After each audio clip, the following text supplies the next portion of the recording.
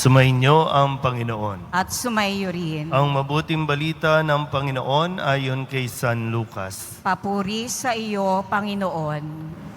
Noong panahong iyon, nagtalo-talo ang mga alagad kung sino sa kanila ang pinakadakila.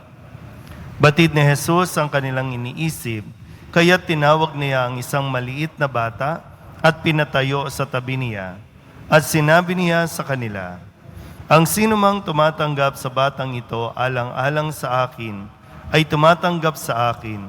At sinumang tumatanggap sa akin, ay tumatanggap sa nagsugo sa akin.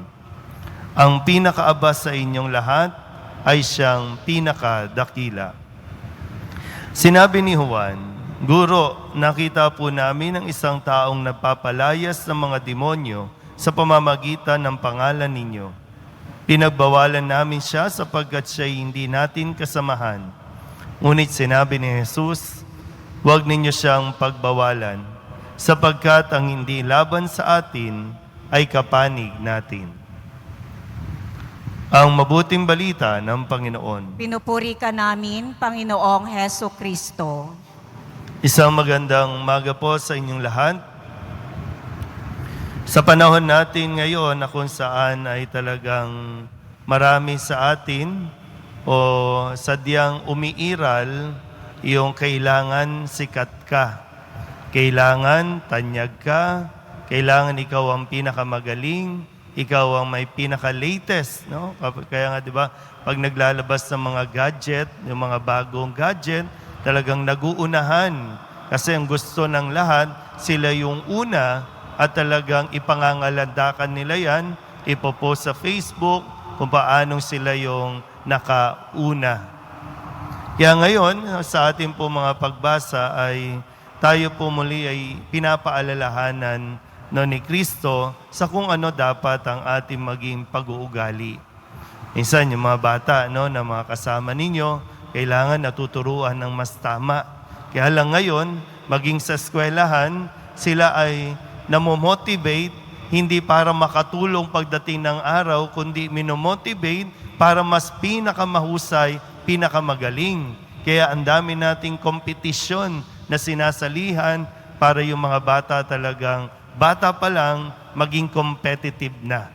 Kaya ang tingin sa lahat ay kakompetensya. At marahil ito yung sinasabi nga sa ating mga pagbasa, dahil ito mga alagad ni Kristo, narinig niya na sila mismo ay nagpapagalingan. Sila mismo ay parang naguunahan, sino ba sa kanila ang pinakadakila? Sino ba sa kanila ang pinakamagaling, pinakapaborito, pinakamahusay na alagad? Kasi kung tutuusin, sabi nga, ito yung mga alagad na wala namang binatbat. Ito yung mga alagad na wala namang sinabi. Mga alagad na hindi na pinapansin ng lipunan. Pero nang madikit sila kay Kristo, biglang nagkapangalan. Nang madikit sila kay Kristo dahil si Kristo ay sikat, sila din ay sumikat. At doon nakalimutan nila agad ano ba yung turo na nais na ibigay ni Kristo sa kanila. Kaya ito, pinagsabihan ni Kristo ang mga alagad at kumbaga sinupalpal sa mga gusto nilang mangyari. Kasi hindi naman sila tinawag ni Kristo para maging alagad, para maging sikat o maging mayabang.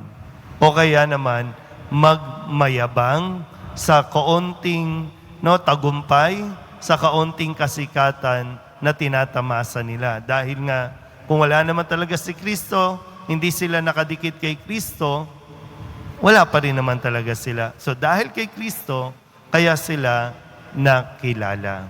Pero kailangan natin maiwasan, kasi tayo din, madikit lang tayo sa medyo sikat, feeling natin, sikat na rin tayo.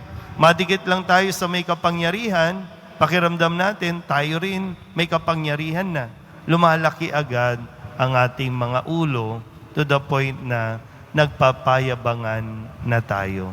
Kaya wala tuloy pag-asenso. Kahit nga ang bansa natin walang pag-asenso kasi hilaan tayo ng hilaan. Dahil hindi ka panalig, dahil hindi ka partido, kahit maganda ang gawain, ang sinimulan, hindi ipagpapatuloy. Bakit? Kasi dapat sila yung mas mamayagpag, sila yung dapat makilala, sila yung dapat na may boses. Yan lang mangyayari. Sana po, binabalik tayo ni Kristo sa dapat na maging pag-uugali natin. Ang mga bata na tinutukoy ni Kristo, ito po ay walang sinabi sa lipunan. Ito po ay nakadepende lang sa matatanda. At yun yung paanyaya din sa atin. Anumang tagumpay, anumang marating natin, manatili tayong nakadepende sa poong Jesus Nazareno. Dahil ang lahat ng ito ay dahil sa Kanya. Dahil tayo po ay tinawag ng poong Nazareno. Amen?